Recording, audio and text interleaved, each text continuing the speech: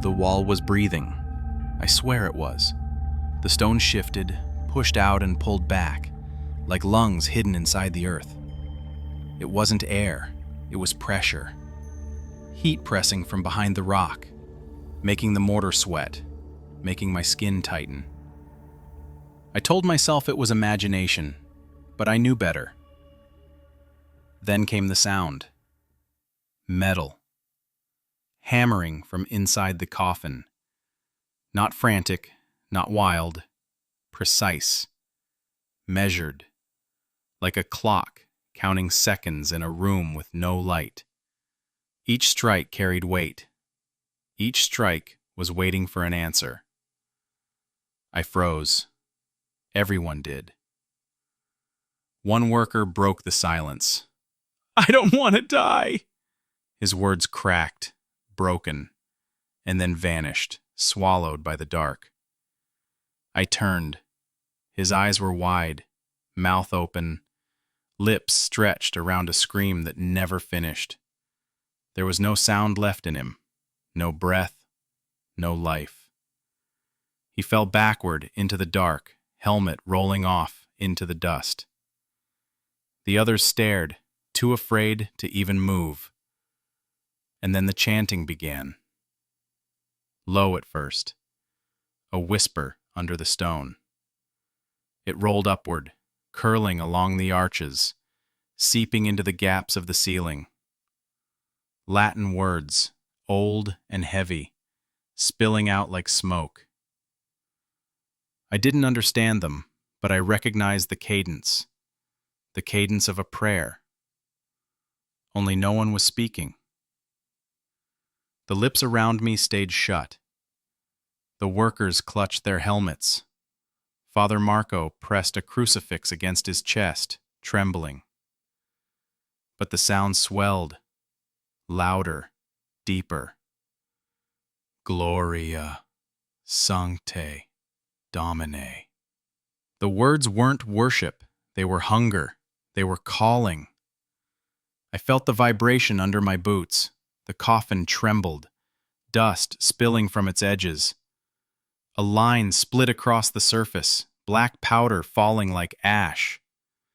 The smell came first, copper, rot. Something ancient dragged back into the air. And then I saw it. Blood.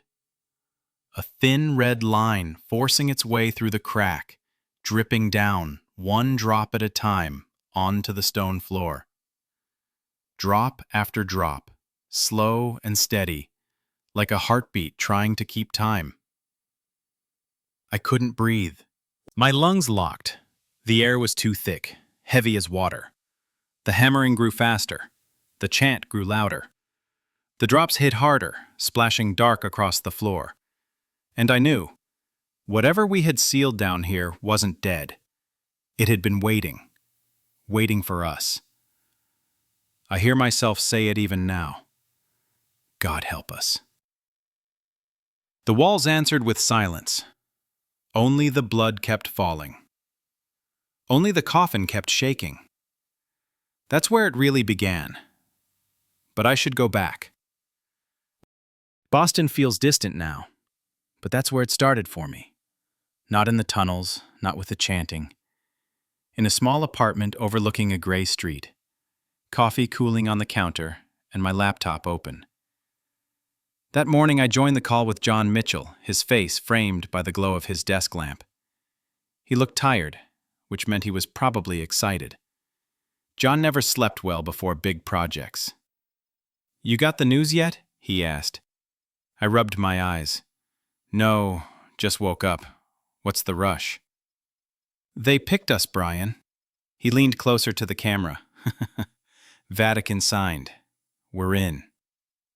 For a second I didn't answer. I thought he was joking. But the contract was real.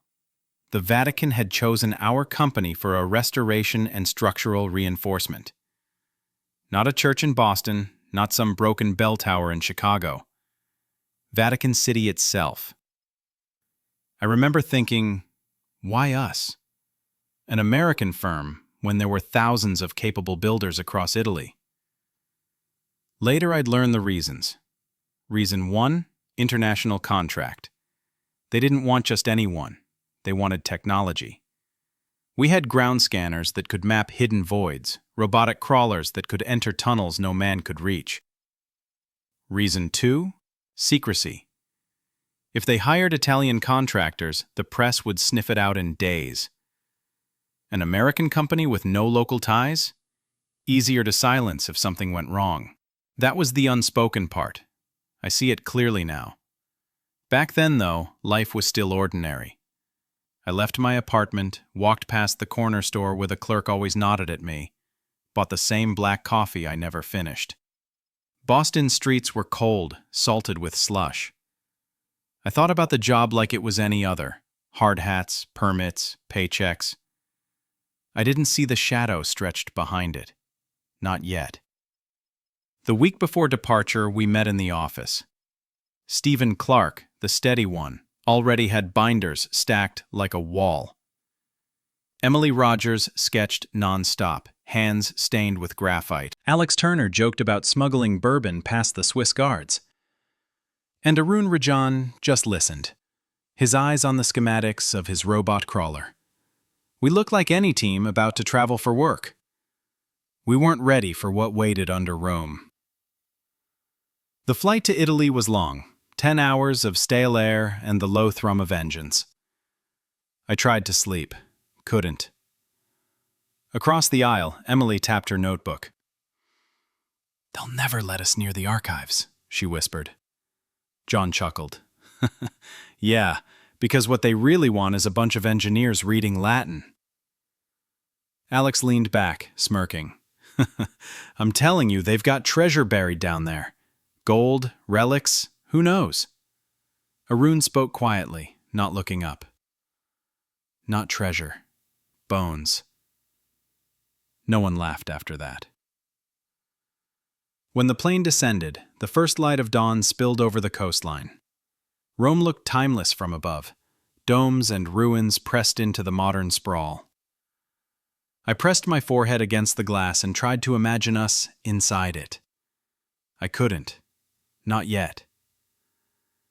We landed, collected our bags, and stepped out into the weight of the city. The air was different, old, a mix of exhaust, incense, and something metallic. I thought of Boston's salt air, how it never smelled heavy. Rome carried its centuries in the wind. That night in the hotel, we sat in the lounge, papers spread across the table. Emily was sketching arches. Alex was trying to order whiskey in broken Italian. John leaned close to me. "You think this is overkill? 5 people for one job site?" "6, I said, nodding at Arun. He hadn't looked up once. John shrugged. "Still feels like they want more than construction." He wasn't wrong. The next morning, a van carried us through narrow streets into Vatican City. High walls rose around us, pale stone catching the sun. Inside, courtyards opened like quiet traps, statues staring with blank eyes. The weight of history pressed down harder than any scaffolding.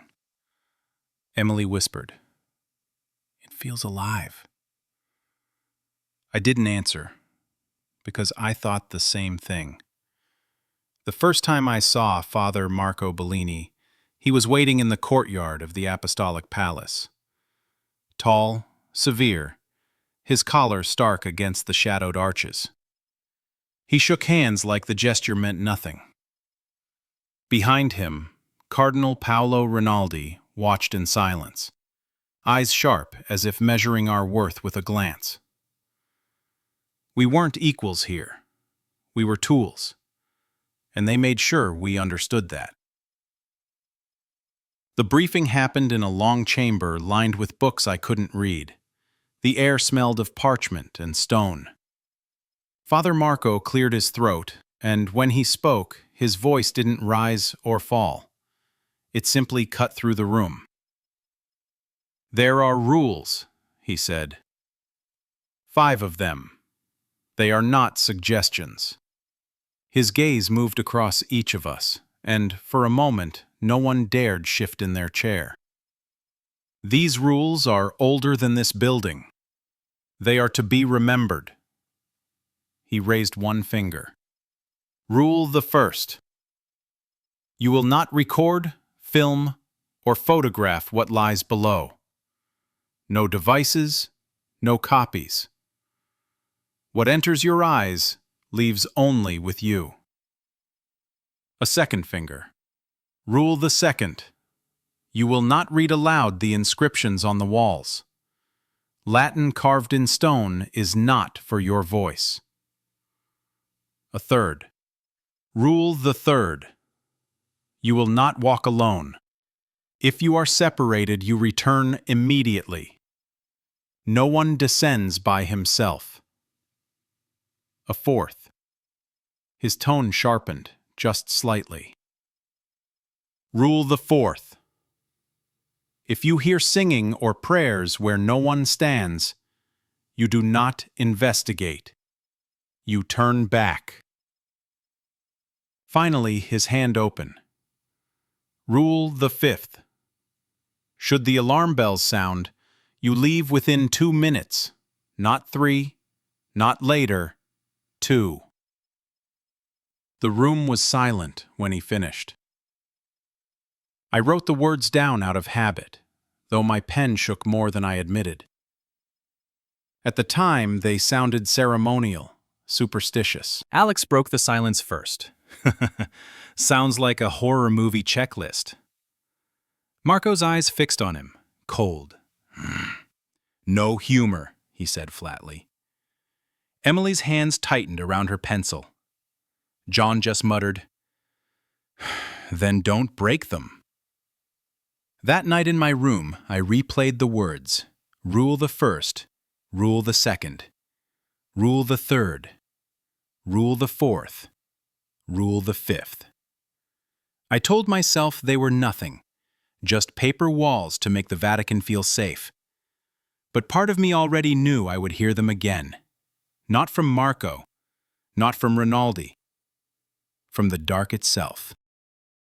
We started the descent 2 days after the briefing. The scaffolding groaned above us, metal against stone, as we dropped into the first chamber.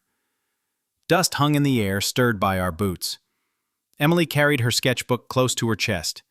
Alex dragged a heavy case of tools, and Arun guided the crawler with a remote that looked like an altar.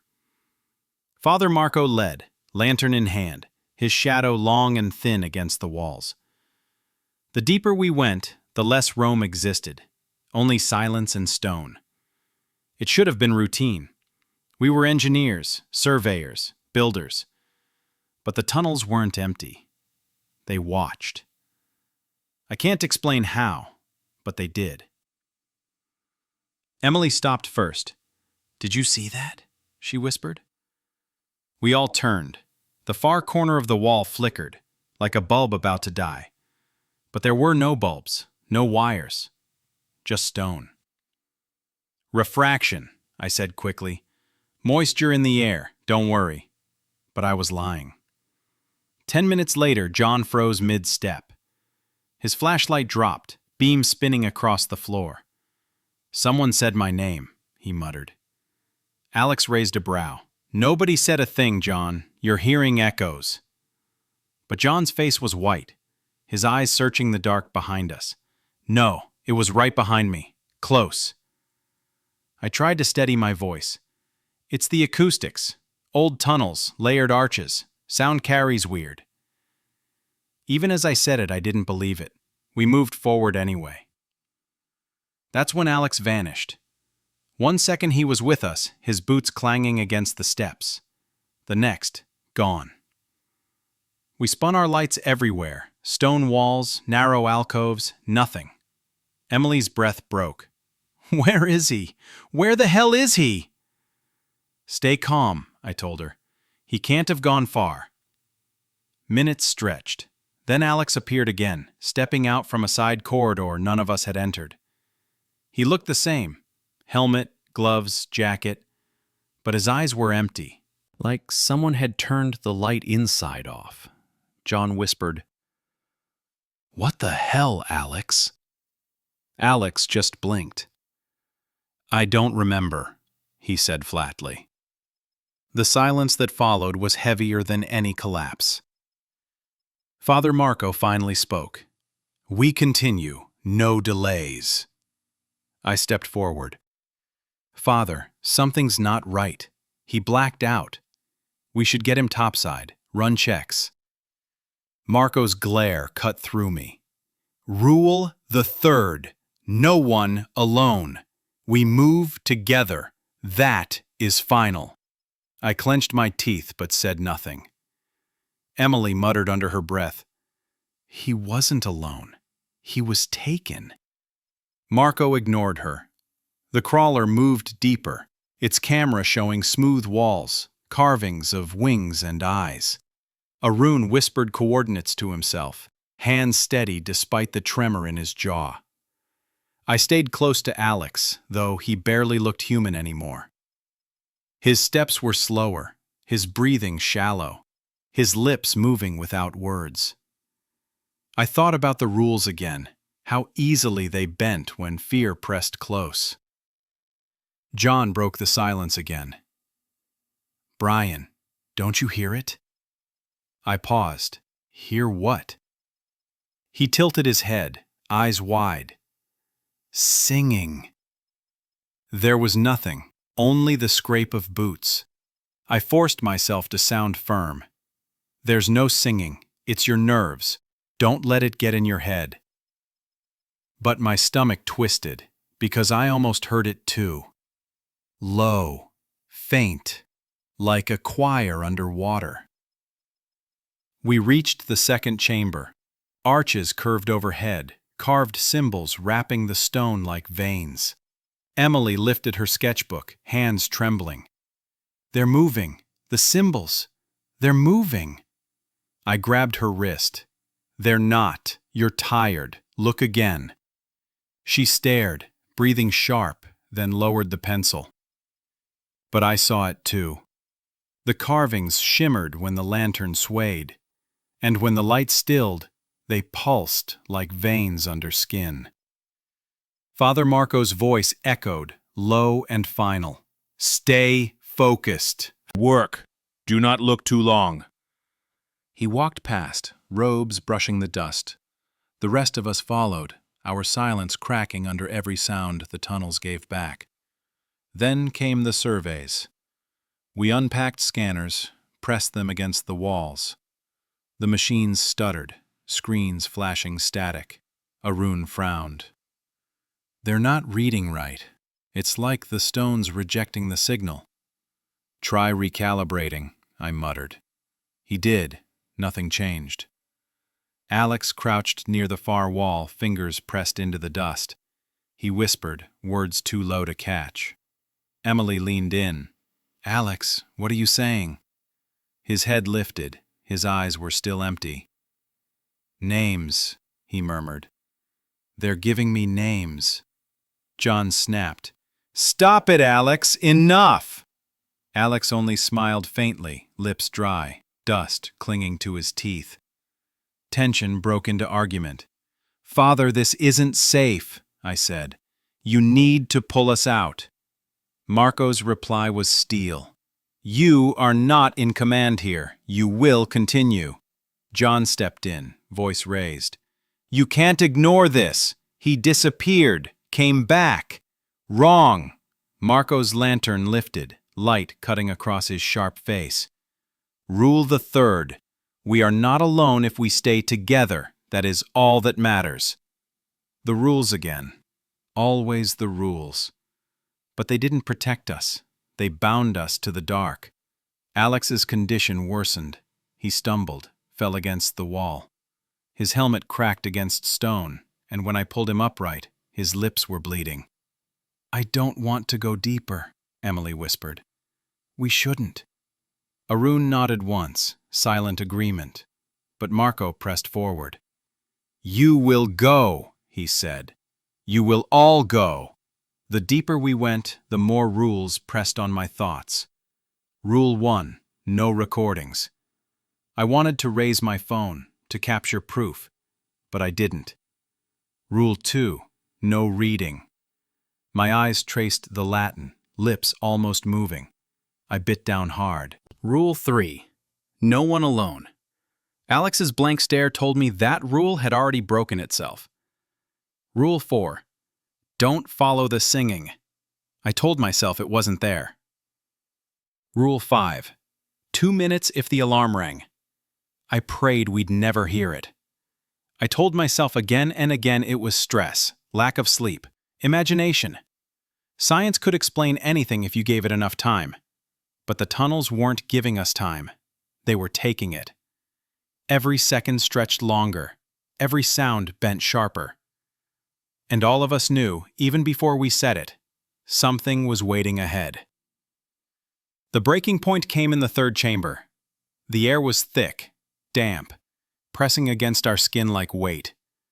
Symbols covered the walls, spirals of Latin and lines I didn't recognize. The lantern swayed, throwing the carvings into motion. Emily dropped her pencil, eyes wide. "I'm done. I don't care what they pay us. I'm done." Father Marco turned sharply. "You are not done. You will stay." She shook her head violently. "No! I'm leaving. I don't care about your rules."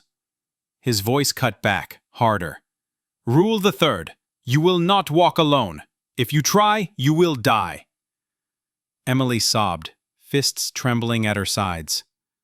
"Then maybe better than staying here." John stepped forward, face pale, sweat dripping. "She's right, Father. This isn't construction. This is madness. We're not priests. We're not soldiers." Marco's jaw tightened. "You are instruments. You will obey."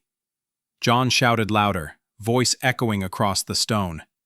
"We're people! You can't just feed us to this place!" The echoes didn't fade. They repeated, layered, his words bouncing back like dozens of voices shouting at once. John pressed his hands to his ears, muttering fragments, his voice breaking. "Stop it! Stop calling me!" Meanwhile, Alex sat on the floor, rocking slowly.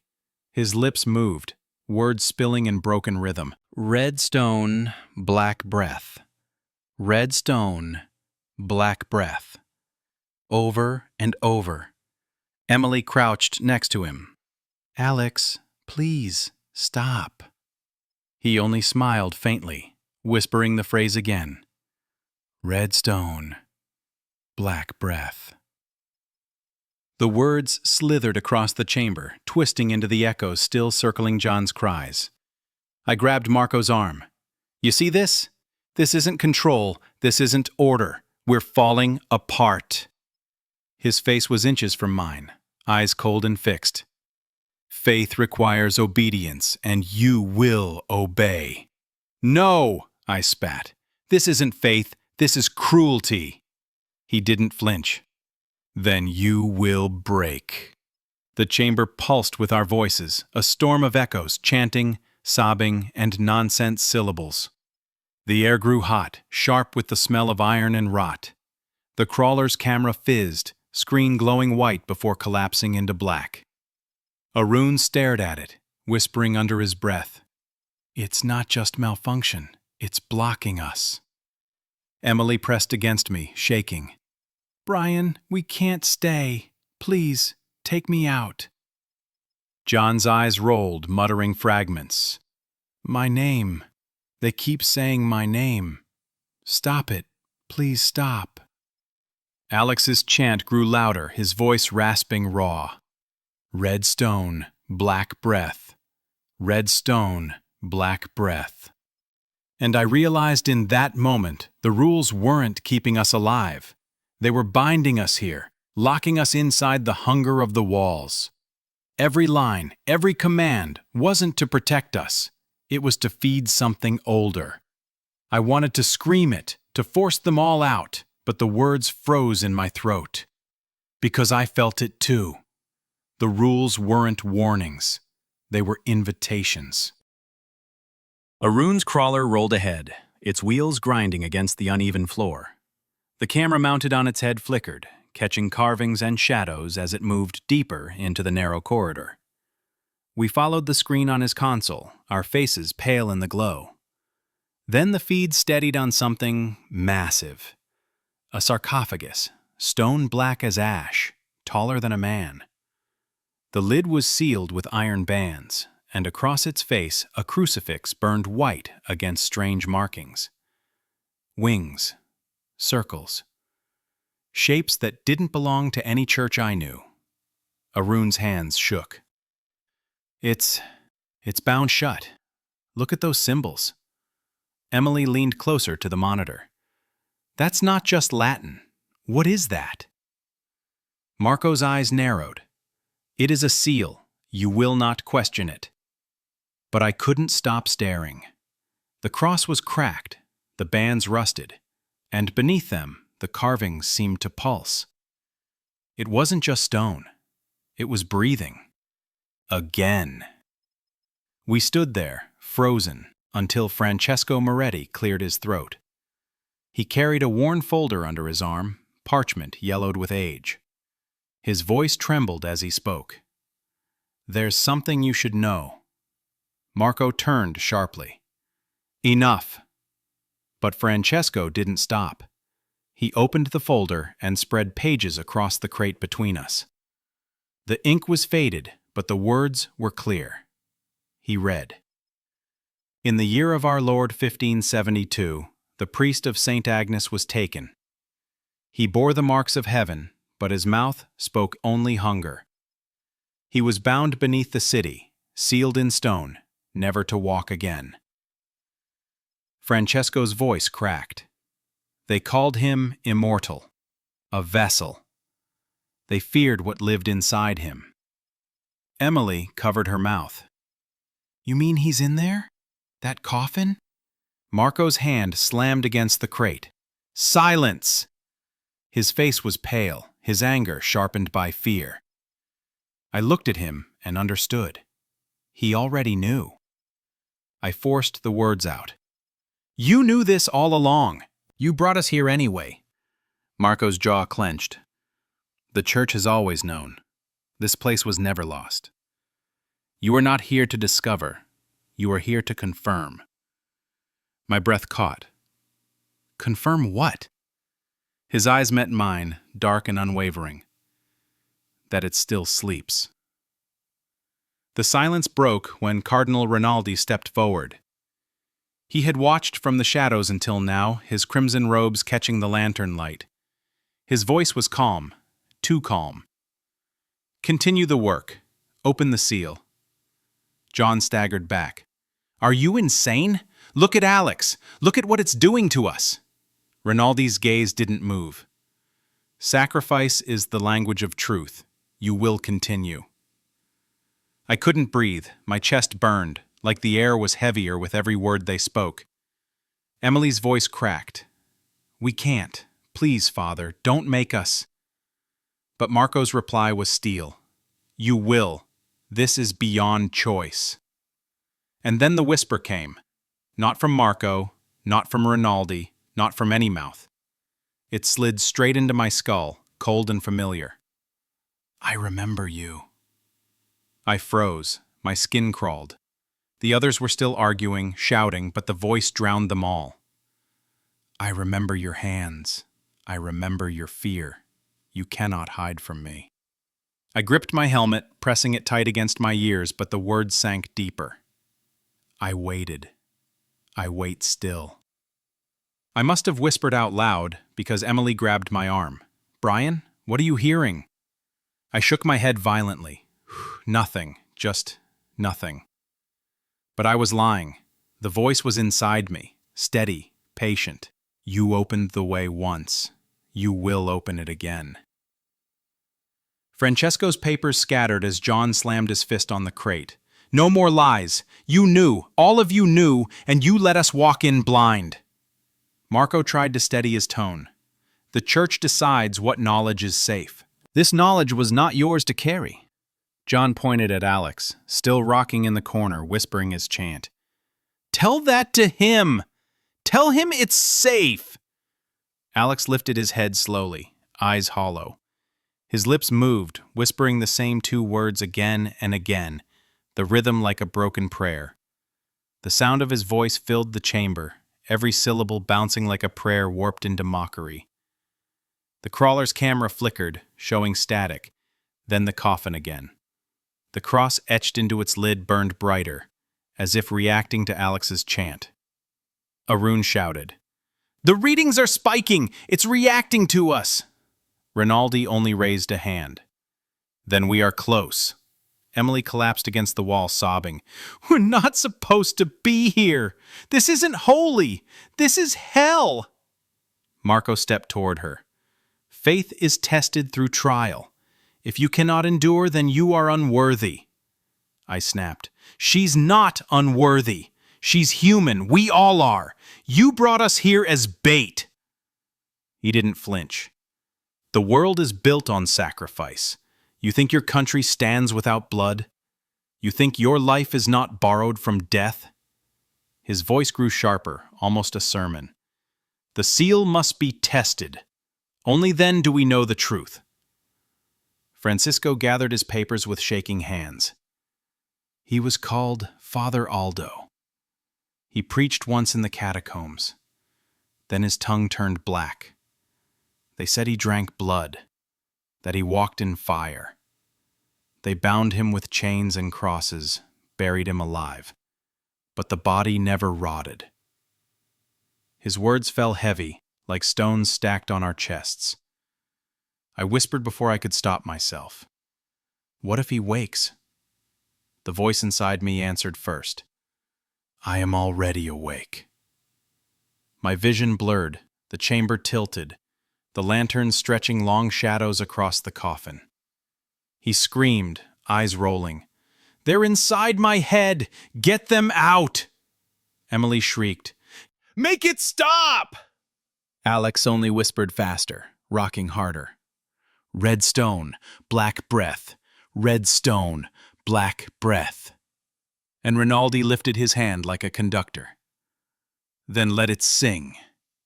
Break the seal. We need to confirm if it still sleeps. The words rang louder than any alarm. The rules didn't matter anymore. There was no law, no science, no prayer. Only the coffin, breathing in the dark, waiting to be opened. The chamber broke. Not with stone or steel, but with sound, laughter. Dozens of voices rising from every wall, children laughing, women crying, men weeping. The sounds overlapped, twisted together until they were one shriek of joy and grief. It rattled inside my skull, scraping against my teeth. Our flashlights flickered. One by one they cracked. Glass split. Filaments burned red, then burst. The tunnel glowed with firefly sparks before falling black. Only the crawler's dead screen lit the room. Static, crawling like worms. Emily screamed. Stop it! Please stop it! Her voice was drowned in the chorus. The laughter didn't fade. It grew. The helmets cracked next. Thin fractures spread like veins across the visors. I ripped mine off before it shattered, gasping at the sudden weight of air. Blood. The walls bled. Thick streams pushing from the carvings, dripping in long strands. The smell hit.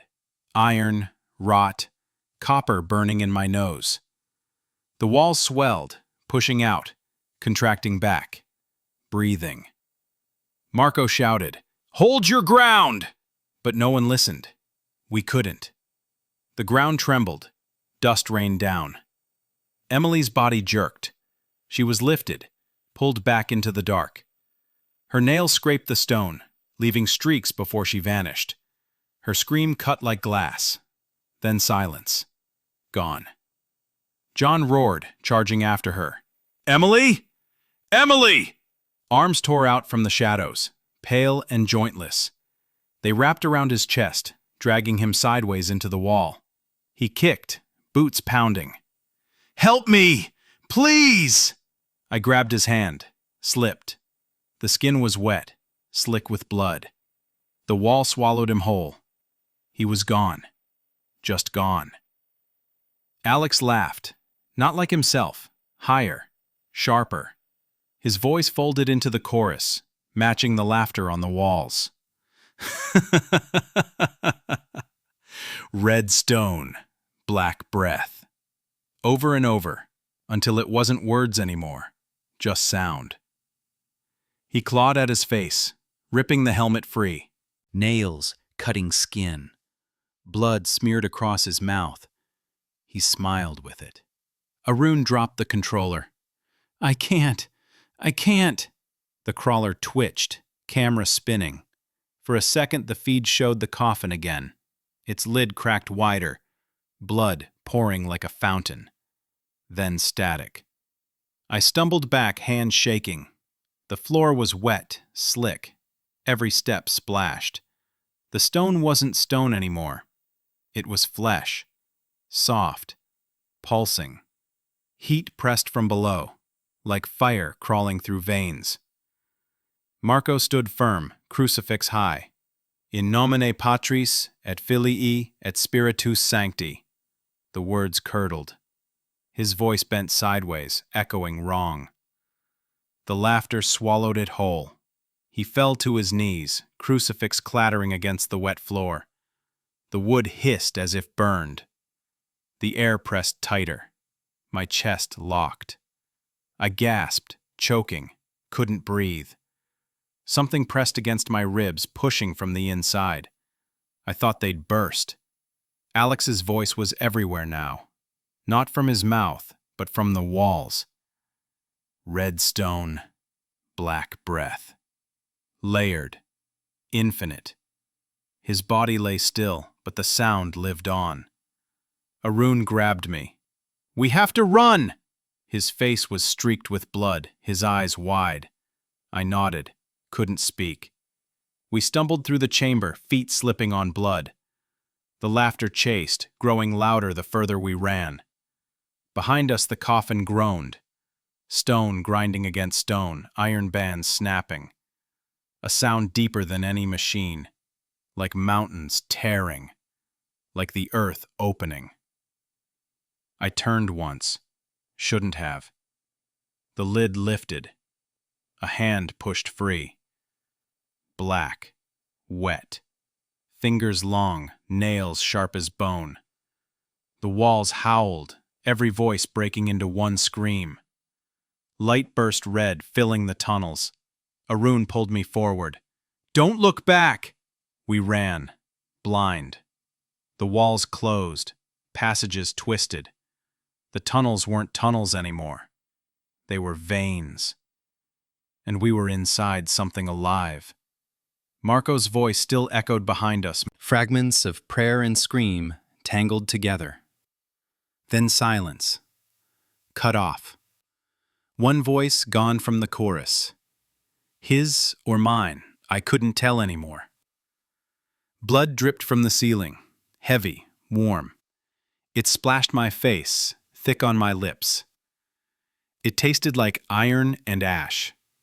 I spat, gagged, but it clung to my tongue. The air roared. Pressure crushed my ears. The laughter returned, sharper. Voices chanting now, layered with Alex's refrain. Gloria, Domine, red stone, black breath. The tunnels twisted, my vision blurred. I thought I saw Emily's face in the wall, eyes wide, mouth open in a scream that never ended. John's hands stretched from the stone, grasping, before it sank back into the flesh. Their voices joined the chorus. Arun stumbled.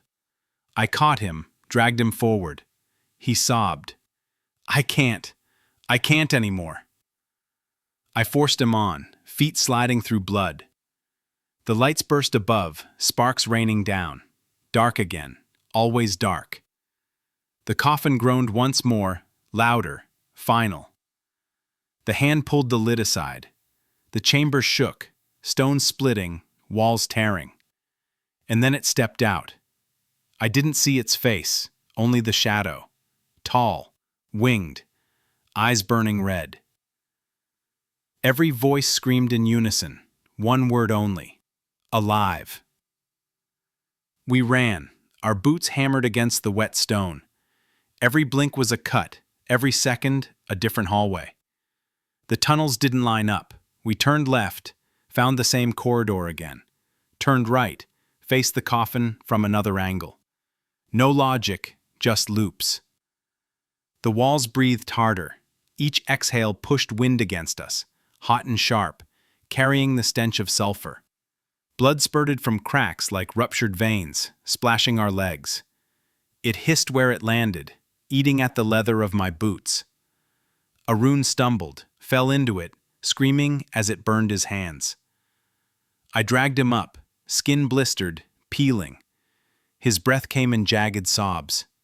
"It's eating me alive." Marco appeared through the haze, robes soaked, crucifix high again. His voice was raw, shredded. "In the name of the Father!" The words cut. Every lantern burst red, shards spinning like knives. The walls howled, mocking his prayer, repeating it back in warped echoes. "In the name, in the name, in the name." He dropped the crucifix, hands over his ears. Blood poured from his nose, eyes wide with terror. He fell to his knees. The wall opened, swallowed him whole. One scream, then silence. I pulled Arun forward. He staggered, skin hanging from his hands, tears cutting paths through the blood on his face. The tunnels bent again, twisting like intestines. We crawled through narrow gaps, stone pressing like ribs against our shoulders. The laughter followed, louder every time we paused. Light burst suddenly, sharp and red. The chamber stretched ahead. Emily's body hung in the air, suspended in black threads like webbing. Her eyes rolled white, mouth frozen open. John dangled beside her, chest split by lines of light, ribs glowing through skin. They weren't dead, they weren't alive. Their mouths moved together, whispering. "Come closer." Arun screamed, fell back. "No! No! No!" I pulled him away. Blink, another cut. The chamber was gone. Now only a staircase spiraling down, endless, red light bleeding from below. We stumbled down the steps. Each one thudded like a heartbeat. The sound built until it shook my teeth. Blood sprayed across the walls, dripping down like rain. The railing crumbled, dissolving into ash under my grip. Arun collapsed again. "Leave me. Leave me, please." I dragged him, refusing. "Get up! Don't stop!" But he wouldn't. His body locked. Shadows wrapped his legs, climbing higher. He screamed, clawed at the floor, nails tearing off. "Brian!" he howled. "Don't let them take me!" I pulled until my arms shook. The shadows yanked him under. His scream cut sharp, then nothing. Gone. I was alone. The laughter didn't stop. It grew, filling the air, pressing against my lungs. I ran, blind. Every blink, a new place. A narrow hall. Blink. A staircase up. Blink. The coffin again, closer. Lid wide open. I blinked harder, shaking my head, but the image stayed. It was open now, completely open. The thing stood above it. I saw wings first, vast, black, dripping with blood. Then eyes, dozens of them, burning red across its body, watching all at once. Its mouth opened wide, stretching across its face, and every voice in the tunnels screamed through it.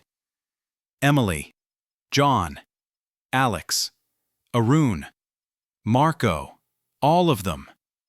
One sound, one scream. I collapsed against the wall, gasping. My chest burned, every breath hot with ash. The stone beneath me pulsed, slick with blood. I pressed my head back, closing my eyes, praying it would vanish. But when I opened them, the coffin was gone. Only veins stretching across flesh walls.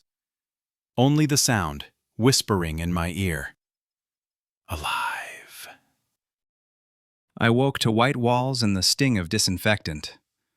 A hospital. Rome. Light stabbed into my eyes, tubes pulled at my arms, machines hummed too steady, like the chanting again. A nurse bent over me. "You're awake. Don't move. Her voice was normal, human. I almost cried. They said I'd been unconscious 3 days, that there'd been a collapse. Half our team buried. That was the Vatican story. That was what the papers printed. A tragedy. Nothing more. But I know. It wasn't stone that took them. It wasn't gravity. It was alive. Doctors asked questions. I lied. Said I remembered nothing. What else could I say? That the walls bled, that the coffin breathed, that my friends were swallowed whole. If they believed me, I'd never leave. Rinaldi himself came, tall, silent, his shadow long across the floor. He only said one thing. Go home. Forget. Live your life. I signed their papers. I nodded, because I wanted to live, even if I no longer knew how. Weeks later, Boston felt smaller, darker, like something had followed me back. I tried to live again, coffee cooling, unanswered calls, polite smiles in the hallway, but the silence never lasted. When the heating clicked on, I heard it. The vents rattled. At first just air, then a knock. Measured, slow. The coffin's rhythm. I pressed my hand to the duct, whispering, "No, not here." But it was. It is. I don't sleep. I write. Every word heavier than the last. I see their faces when I close my eyes. Emily, John, Alex, Arun, Marco. Sometimes I hear their voices in the hum. Sometimes my name. Sometimes the chant. Red stone, black breath. I tell myself I should have stopped it, dragged them out, broken every rule. But I didn't. And now they're gone. The Vatican buried the truth. They always do. The world believes them because the world prefers silence. But silence isn't real. Not when I hear it every night. Not when the prayers crawl back into my ears. Sometimes the ducts are warm, damp to the touch. Sometimes the air smells like copper. Once, I heard laughter riding the hum. High, sharp, layered. And I froze. Because I knew those voices. The lights stay on now. The TV too. But noise always breaks. The silence always comes back. And the silence brings dreams. Emily at the foot of my bed, hair wet, eyes white. Gone when I blink, but the sheets damp where she stood. John in the kitchen, shirt soaked red, his mouth opening too wide. Why didn't you save me? Then I wake, knives scattered on the floor. On the subway, I once saw Alex in the glass beside me, whispering the chant. I never wrote again. In mirrors, I glimpse all of them, mouths moving without sound, until the glass spiderwebs with cracks. I live without mirrors now. I don't go out.